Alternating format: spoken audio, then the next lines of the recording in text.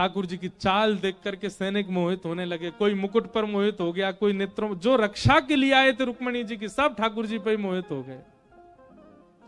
भरी सभा में भरे सैनिकों के बीच से द्वारिकाधीश ने रुक्मणी जी को गोद में उठाया और लेकर के अपने रथ की ओर जाने लगे। कोई सैनिक रोकने की हिम्मत भी नहीं कर पाया, रूप ही इतना सुंदर। भीष्म पितामह अपनी भीष्म स्तुति में कहते हैं, बोले जिनको इनसे बड़ा योद्धा मैंने नहीं देखा। क्यों?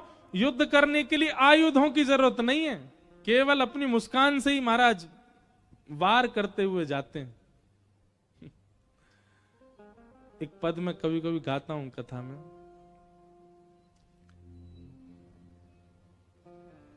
बहुत सुंदर भाव है। जादू भरी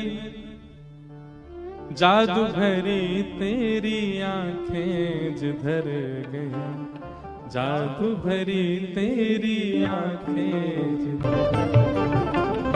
महाराज श्रृंगार ठाकुर जी ने रुक्मणी जी के लिए नहीं किया है, सैनिकों के लिए किया था। सैनिकों की हालत ऐसी हो गई, सबरी गोपी से हो गए, हाथ में अस्त्र शस्त्र लगे हैं, लेकिन आहा, अरे भैया पलक मत झपकाओ, देखो तो सही कितना सुंदर, यहाँ के नेत्र कितने सुंदर है। बोले नेत्र कहा, नाक देख, नाक कितनी सुंदर है। बोले दूसरा बोला, अरे तूने अधर ना देखे होंगे।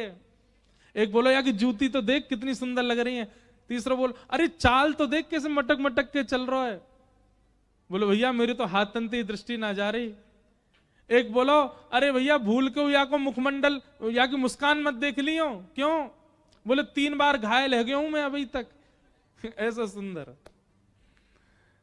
सब देखते रह गए। ठाकुर जी रुक्मणी जी का हरण करके ले गए। थोड़ी देर बाद सब सैनिक बोले, भैया ये जो भी हो, या को पता करो, या को तो फिर देखे हुए जाएंगे, बहुत सुंदर हो। एक सैनिक बोला, वो सब ठीक है, रुक्मणी जी कहां गई? भीतर जाके देखे तो रुक्मणी जी है ही नहीं। सब ढूंढने लगे, कहां गई कहां गई। तभी एक सैनिक बोला, बोले मैं बताऊं कहां है। बोले कहां है?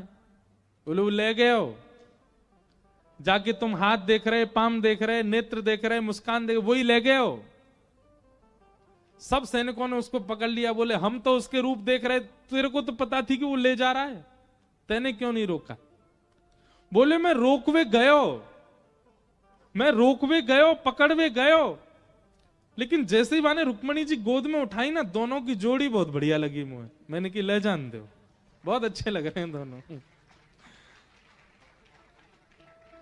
मुंह को लगी रुक्मणी जी को ऐसा बढ़िया वर नहीं मिलेगा, तो मैंने कि एक बार ले जान दो, बाद में देखेंगे जो होगा सो। वाह भाई, ये ठाकुर जी के कमाल है। रुक्मणी जी का हरण करके ले गए। रुक्मी नाम का जो भगवान का साला था, उसको पता चली तो उसने बीच रास्ता में ठाकुर जी के पीछे सैनिक लगा दिए, स्वयं भी लग गया।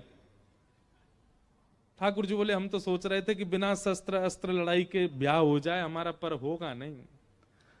यशोदा मैया की सौगंध खला दी उसने। बोले अगर यशोदा मैया को दूध पियो तो रुक जा भैया। ठाकुर जी ने तुरंत चाबुक खींचा, रथ रोक दिया।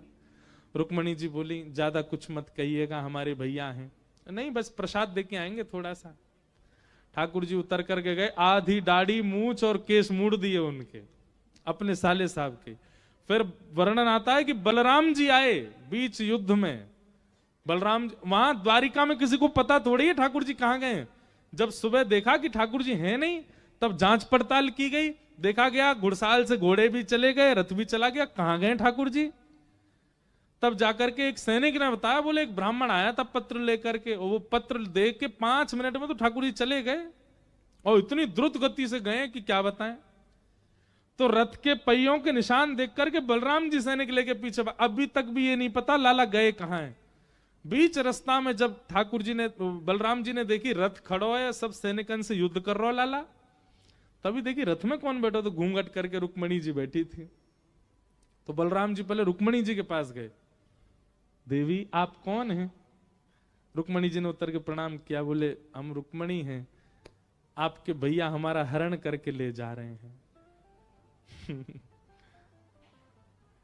अब ये बात सुनकर के बलराम जी बोले हरण करके ले जा रहे हैं? पूरी बात बताई, विवाह का मन है दोनों के मन में भाव, लेकिन आप जाके रोकिए ना, ये हमारे भैया पर बहुत आक्रमण कर रहे हैं, बहुत कहीं ज्यादा मारे ना उनको। तो बलराम जी ने फिर यहां उपदेश किया रुक्मणी जी को, भ्रातापि भ्रातरम हन्या तेन घोर तरस्ततः।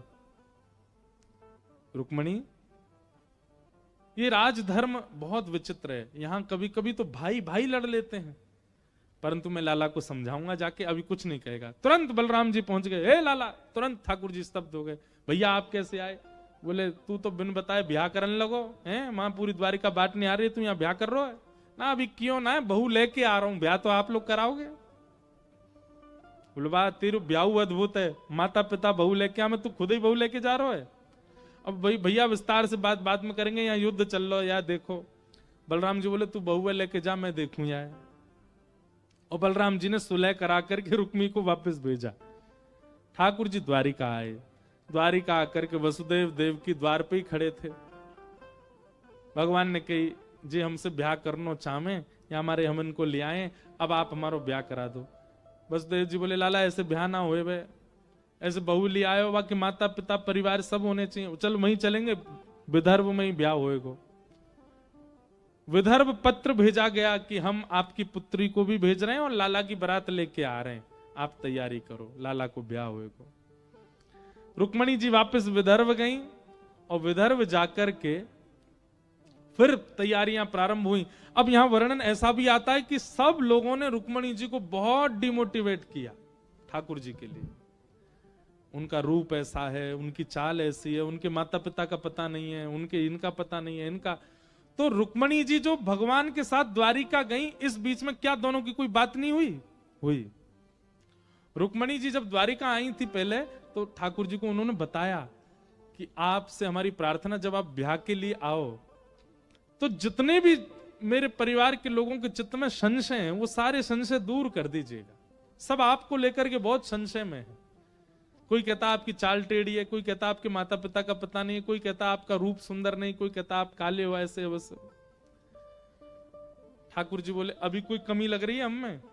बोले आप तो बस पूरे, तो हम आपको देख ही नहीं पा रहे हैं, चरण देख के बात कर रही हैं आपसे, इतने सुंदर लग रहे हैं। तो बोले बस इससे 21 ही बन के आएंगे, आप चिंता मत करो। आज ठाकुर जी दुल्हा बन के आए। रुक्मणी जी ने पहले ही बता रखा है कि हमारे यहां सब विपरीत हैं आपसे।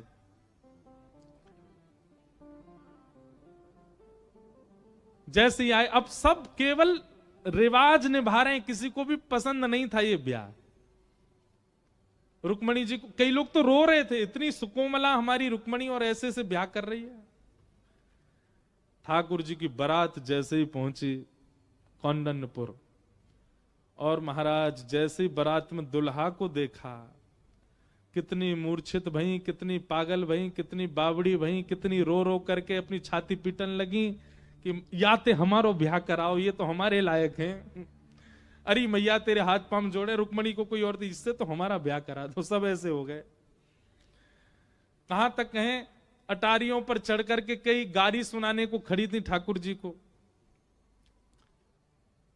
हमारे ब्रज में गाते हैं, मुकुट धर सांवरे रे लाला, दोए बापन के जाए।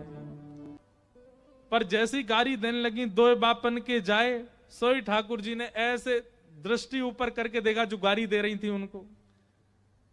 वो सब मुकुट धर सांवरे कहनो तो भूल गई। विदर्भ के राजा भीष्मक जी को कहने लगी दोए बापन के जाए। उनको गाली देने लगी। सबकी जीव पलटने लगी, सबके भाव बदलने लगे, सब ठाकुर जी पर मोहित हो गए। अरे सखियां दौड़ करके रुक्मणी जी के पास गई हैं और रुक्मणी जी को जाकर के बार बार बलियां लेके कहे, कौन से तप किए, कौन से पुण्य किए जो ऐसे जमाई राजा आए हैं। सब प्रसन्न हो गए। रुक्मणी जी बोली अब अच्छा है, सब राजी हो गए विवाह से। एक नहीं हुआ बस, रुक्मणी जी का भाई रुक्मी, वो राजी नहीं था विवाह से, बाकी सब लोग राजी हुए और ठाकुर जी का रुक्मणी जी के साथ में मंगल विवाह महोत्सव हुआ। बोलो रुक्मणी रमण भगवान की।